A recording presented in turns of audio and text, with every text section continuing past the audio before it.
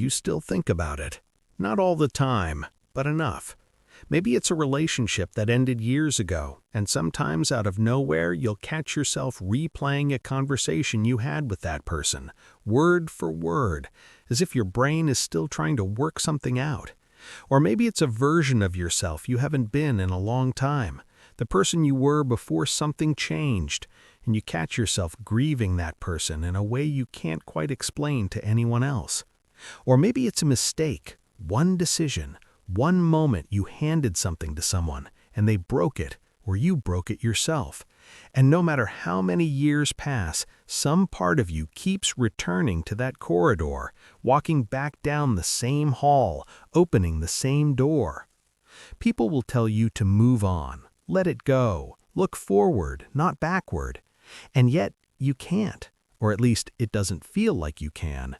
Here's what most people don't understand about that. It's not a failure of willpower, it's not weakness, and it is not, despite what the world might suggest, a flaw in your character. It's your brain doing exactly what it was built to do. This is the psychology of people who can't let go of the past.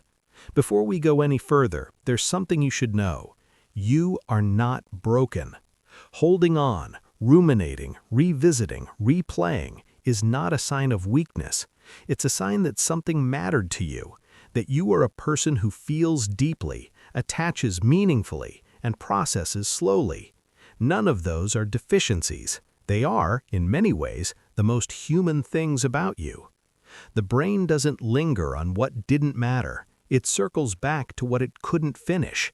And there is a reason for that, a very specific, very protective reason. We'll get to it. But first, I want you to understand something foundational. The mind that won't let go of the past is not a broken mind. It is a mind that is still trying to protect you. And once you understand the mechanism behind that, once you see why the brain does this, you may find that you carry it all a little more gently. There's a concept in psychology called the Zeigarnik Effect. It describes something most of us have already noticed in ourselves. The mind remembers unfinished things far more vividly than completed ones. Tasks left undone, conversations left open, chapters that didn't have an ending. These are the things that stay. When something ends cleanly with resolution, the brain files it away. It has a category for it. It knows where to put it. But when something ends abruptly, when a relationship dissolves without explanation, when an apology never comes, when a door closes before you had a chance to say what you needed to say, the brain has no category for that. It keeps the file open. It keeps returning to it, scanning it, turning it over, looking for the ending it never received. This is not obsession. This is not weakness. This is your mind doing exactly what it was designed to do, seeking closure, seeking resolution, seeking a story that makes sense. Think about someone who replays a breakup conversation over and over, long after the relationship has ended. On the surface, it looks like an inability to move on, but underneath, what's actually happening is that the mind is still looking for the version of that conversation where things went differently, where it understood, where it had an answer. The loop isn't the problem, the missing ending is. Here's something that often surprises people. The brain cannot easily distinguish between a memory and a present moment experience. When you remember something painful with enough vividness, the way someone looked at you, the tone of a voice, the particular silence after a door closed, your nervous system responds as though it is happening right now. Your body tightens, your chest contracts, your breathing shifts. This is not an overreaction, it is biology. The nervous system's job is survival, and the way it survives is by staying alert to threats it has encountered before. Painful memories are, in the body's language, threat data. The brain flags them and keeps them accessible, close to the surface, so that if a similar situation arises, you are not caught off guard. This is why certain memories feel present tense long after their past tense, not because you are fragile, because your nervous system is thorough. For people who grew up in environments where emotional safety was unpredictable, where love felt conditional, where conflict could arrive without warning, where loss happened before they had the language to process it, this nervous system response becomes especially finely tuned. The body learned early that the past had consequences, and so it learned to hold the past close. Letting go in this context doesn't feel like freedom, it feels like dropping your guard. But here's the part nobody tells you. The past you keep returning to is almost never just the past. When the mind loops back to an old memory, a loss, a betrayal, a version of yourself you haven't inhabited in years, it is rarely just revisiting history for the sake of it. It is using the past as a mirror. It is holding that old experience up against the present and asking, does this still apply? Am I still that person?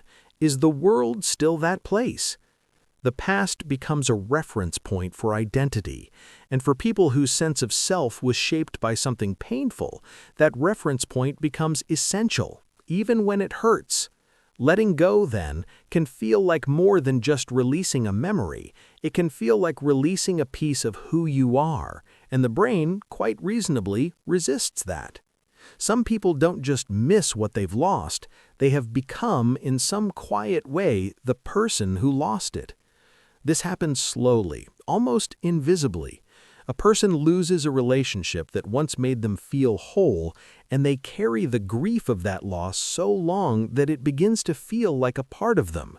The grief becomes identity. The absence becomes presence.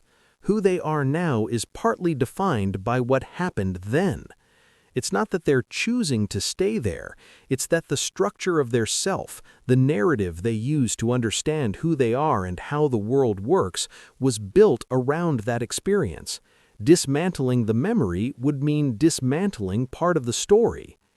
There's a certain kind of person who, years after something ended, still finds themselves saying, "I haven't been the same since." And they mean it, not as complaint, as fact. That "not the same since" is worth sitting with, because sometimes, on the other side of it, is not the absence of self, but the shape of one. The experience they can't let go of is also, in some cases, the experience that made them who they are. The sensitivity they carry, the depth, the capacity to feel the weight of things others brush off without thought. The past didn't just happen to them, it built them. This is something that doesn't get talked about enough. The same memory, the same past, means something different at 20 than it does at 35. At 50, it may mean something different still. When you're young, certain painful memories feel enormous, partly because you have so little else to put them in context with. You don't yet have a life wide enough to make the painful parts smaller by proportion. The wound takes up more of the canvas. As you move through life, something shifts, not always dramatically, but the painful thing that once felt like the whole frame of your story begins to look more like a chapter, still real, still formative, still worthy of being held, but no longer the entire architecture. For many people, what looks like finally letting go isn't really letting go at all. It's more like the rest of life growing large enough to hold the past in perspective. The past doesn't disappear, it just finds its proper size. And for some people, revisiting the past in their 40s and 50s looks completely different to revisiting it in their 20s. The same memory, but a different person receiving it. More capacity, more distance, more gentleness with themselves. The behavior doesn't go away, it evolves. There's one more thing worth understanding. For many people, returning to the past is not just about unresolved grief or open loops or identity. It is about regulation. The familiar, even when painful, is predictable. And predictability to a nervous system that has been through uncertainty is a form of safety. Think of it this way. The past is a room you know. You know where the furniture is. You know which floorboards creak. You know exactly what is going to hurt and where. And when the present feels too loud, too uncertain, too open-ended, the mind retreats to that familiar room, not because it's pleasant, because it's known. The painful past, in this sense, functions like an anchor. It holds you in place when the present feels overwhelming. It gives the mind somewhere specific to land, something concrete to hold, something with edges and shape when the future feels formless. This is why many people find that they ruminate more during times of stress or transition, job changes, relationship uncertainty, illness, grief. When the present becomes harder to navigate, the known pain of the past becomes, paradoxically, a kind of resting place. It is not masochism, it is not self-pity, it is regulation. The mind reaching for the one thing it understands completely, even if that thing is a wound. So, if you are someone who carries the past with you, who finds yourself circling back to people, places, moments, versions of yourself that no longer exist, I want you to hear this clearly. You are not failing at life. You are not broken. You are not weak. You are someone whose mind is still working something out. Someone whose nervous system learned a long time ago to hold on tightly to the things that mattered, and hasn't quite received permission to put them down yet. You are someone whose sense of self was shaped by experiences that were real and significant and worthy of being taken seriously. And the mind that keeps returning to them is not punishing you, it is honoring them. In its imperfect, relentless, exhausting way, it is honoring them. The past you carry is not a sign that something is wrong with you. It is evidence that you are someone for whom things matter, that you feel deeply, that you don't move through life leaving things behind without a second thought. There is something profoundly human in that. You don't have to let go today.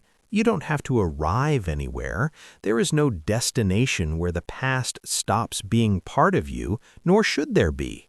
The goal has never been to erase it. Maybe the goal is simply this: to carry it a little more gently, to hold it with open hands instead of clenched ones, to let it be part of your story without letting it be the only chapter.